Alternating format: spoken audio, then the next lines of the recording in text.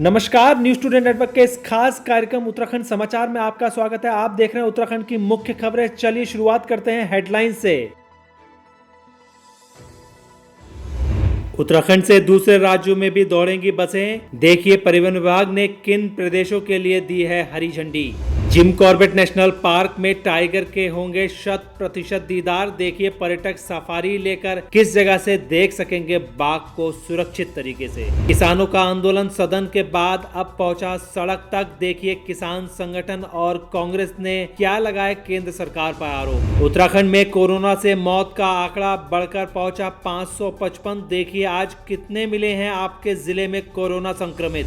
गढ़वाल विश्वविद्यालय की 1 नवंबर से शुरू होंगी कक्षाएं। देखिए कब तक स्टूडेंट कर सकते हैं ऑनलाइन प्रवेश के लिए आवेदन। अनलॉक 4 में फिर खुली चमोली के फूलों की घाटी। देखिए क्यों बढ़ने लगे हैं टूरिस्ट। मानसिक रूप से दिव्यांग बच्चों को ठहरने के लिए बनेगा घरौंदा। देखिए सरकार सबसे पहले किस जिले में शुरू करेगी ये पूरी योजना। अब खबरें विस्तार से। पहले उत्तर प्रदेश और अन्य राज्यों में बसों की सेवाओं की। उत्तर प्रदेश के साथ ही 5 राज्यों के लिए रोडवेज बस सेवा फिर से शुरू होने जा रही है। उत्तराखंड रोडवेज की बसें फिलहाल दिल्ली में प्रवेश नहीं कर सकेंगी।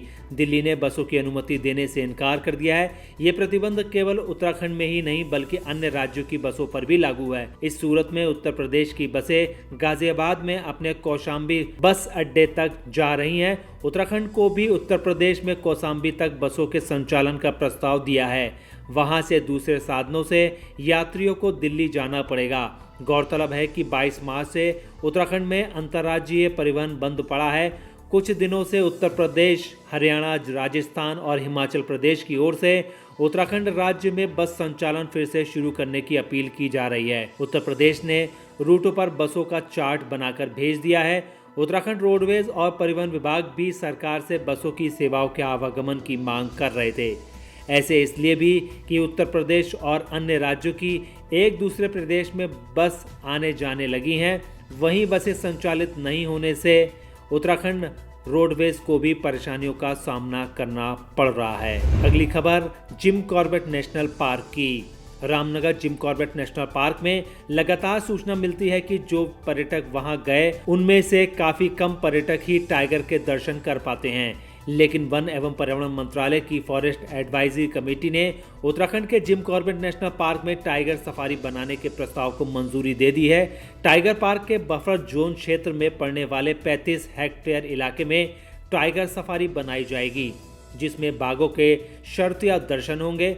पर्यावरण वन मंत्रालय के सूत्रों ने बताया कि इस योजना में कुल 25 करोड़ रुपए खर्च किए जाएंगे। टाइगर पार्क के बफर जोन में कुल 5 बाड़े बनेंगे। इसके बाद इसके अंदर पर्यटक खुले वाहनों में जाकर बाघों के दीदार से रूबरू होंगे। पहले चरण में 2 बाड़े बनेंगे। बफर जोन का ये क्षेत्र रामनगर से कोटद्वार के बीच में पड़ता है। टाइगर सफारी में अब बाघों को एकदम सामने से देखने का मौका पर्यटकों को मिलेगा। इस कॉरिडोर के खुले या पारदर्शी वाहनों को लोगों को टाइगर सफारी के लिए ले जाया जाएगा। इससे लोगों को बाघों के नजदीक से दर्शन हो सकेंगे। दोस्तों, न्यूज टुडे नेटवर्क आपको हमेशा अपडेट करता रहता है, इसीलिए आप वीडियो को देखने के साथ एक लाइक जरूर कर दें, जिससे हम आपको आपकी तरक्की से जुड़ी हर एक जानकारी आप तक पहुंचाते रहें। अगली महत्वपूर्ण खबर किसानों के बढ़े हुए आंदोलन की। आज पूरे देश में किसान विधेयक के विरोध में किसान धरना प्रदर्शन कर रहे हैं।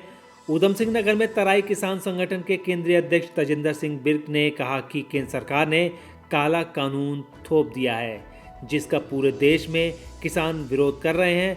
रुद्रपुर में भी इसी क्रम में गल्ला मंडी में एकत्र हुए किसानों ने शांतिपूर्ण प्रदर्शन कर आह्वान किया। बिर्क ने चेतावनी देते हुए कहा कि किसानों को रामपुर बॉर्डर पर रोका गया तो इसका पुरजोर विरोध किया जाएगा। इसके अलावा अल्मोड़ा में पूर्व विधानसभा अध्यक्ष गोविंद सिंह कुंजवाल और देहरादून में कांग्रेस प्रदेश अध्यक्ष ने बिल को किसान विरोधी करार दिया है। उन्होंने कहा कि अगर ये बिल ठीक होता तो एनडीए के घटक दल अकाली दल के मंत्री क्यों मंत्रिमंडल से इस्तीफा दे देते और बीजू जनता दल भी क्यों लगातार विरोध करने पर उतारू है।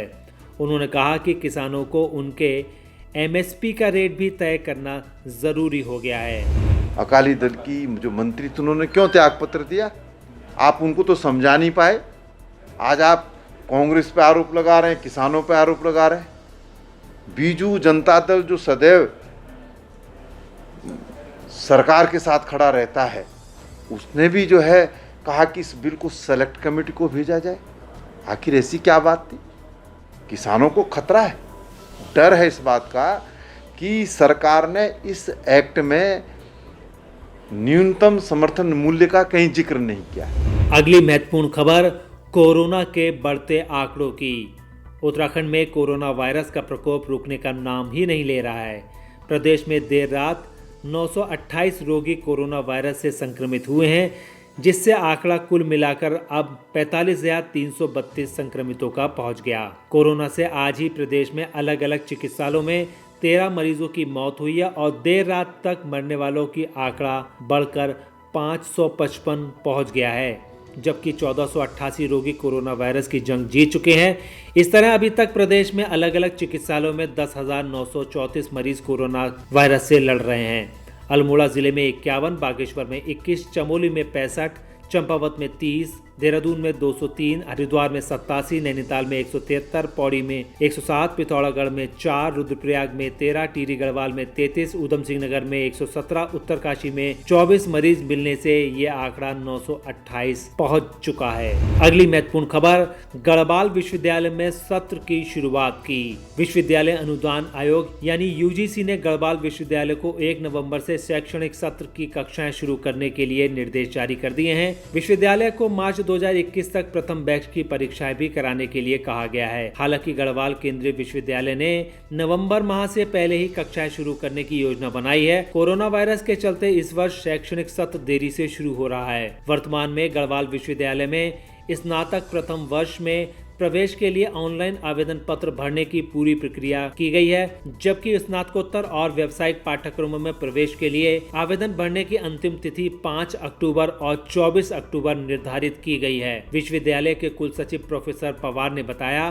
कि यूजीसी ने 31 अक्टूबर तक प्रवेश प्रक्रिया संपन्न कर 1 नवंबर से कक्षाएं शुरू करने के निर्देश जारी कर दिए हैं। अगली महत्वपूर्ण खबर, चमोली में फूलों की घाटी की। राज्य सरकार की ओर से अनलॉक 4 के नियमों में छूट दिए जाने के कारण उत्तराखंड के चमोली जिले में स्थित फूलों की घाटी के सौंदर्य को निहारने के लिए यहां पर सितंबर से करीब 530 पर्यटक पहुंच चुके हैं। सचिव पर्यटन दिलीप जवलकर ने बताया कि विदेशी पर्यटकों के फूलों की घाटी स्विट्जरलैंड से कम नहीं है। लॉकडाउन के चलते 1 अगस्त से फूलों की घाटी को खोला गया था, जिस कारण यहां अभी तक 530 पर्यटक आ चुके हैं। उन्होंने बताया कि पर्यटक के लिए कोविड जांच की नेगेटिव रिपोर्ट, होटल व होम स्टे में 2 दिन ठहरने की बुकिंग का प्रतिबंध अब हटा दिया गया है, जिस कारण अब पर्यटक आवास सुविधाओं के लिए फूलों की घाटी के बेस कैंप घाघरिया स्थित कई hotel, guest house, home stay और कैंप की बुकिंग करा सकते हैं। जानकारी के अनुसार अब अक्टूबर तक फूलों की घाटी खुली रहेगी। घाटी में 300 प्रजाति से अधिक फूल यहां खिलते हैं। अगली महत्वपूर्ण खबर, मानसिक रूप से दिव्यांग बच्चों की। मानसिक रूप से दिव्यांग बच्चों की देखरेख करने के लिए राज्य सरकार ने हरिद्वार के रोशनाबाद में घरौंदा बनाने का निर्णय लिया है। केंद्र सरकार द्वारा राज्य सरकार को गढ़वाल मंडल में हरिद्वार में पहला घरौंदा बनाने की तैयारी लगातार चल रही है। बताया गया है कि प्रदेश में ऐसे कई मानसिक रूप से दिव्यांग बच्चे हैं जिनका कोई सहारा नहीं है। ऐसे में इन बच्चों को भरण पोषण की दिक्कतें आती हैं। ऐसे दिव्यांग बच्चों की समस्या को देखते हुए उन्हें घरौंदा में रखा जाएगा, जहां उन्हें हर तरह की सुविधाएं मुहैया कराई जाएंगी। पहले चरण में घरौंदा में मानसिक रूप से 50 बच्चों की रखने की व्यवस्था की गई है। डोईवाला निवासी नव दिव्यांग सेवा संस्थान के अध्यक्ष अजय कुमार ने जुलाई माह में मुख्यमंत्री कार्यालय में पत्र लिखा था। राजस्थान, हरियाणा सहित अन्य राज्यों की तर्ज पर उत्तराखंड के कुमाऊं और गढ़वाल में मानसिक रूप से दिव्यांग बच्चों के लिए घरौंदा बनाने के संबंध में पत्र लिखा गया था। पीएमओ की ओर से राज्य सरकार को आवश्यक कार्रवाई के लिए पत्र लिखा था, जिसके बाद इस साल के अंत तक घरौंदा बनकर तैयार हो जाएगा। दोस्तों, हमारा यह वीडियो आपको कैसा लगा आप हमें कमेंट बॉक्स में ज़रूर बताइएगा। अगर आप इसको YouTube पर देख रहे हैं तो हमारे चैनल को सब्सक्राइब करिए। अगर आप Facebook पर देख रहे हैं तो हमारे चैनल को लाइक करिए और हमारे पेज को फॉलो करें। नमस्कार।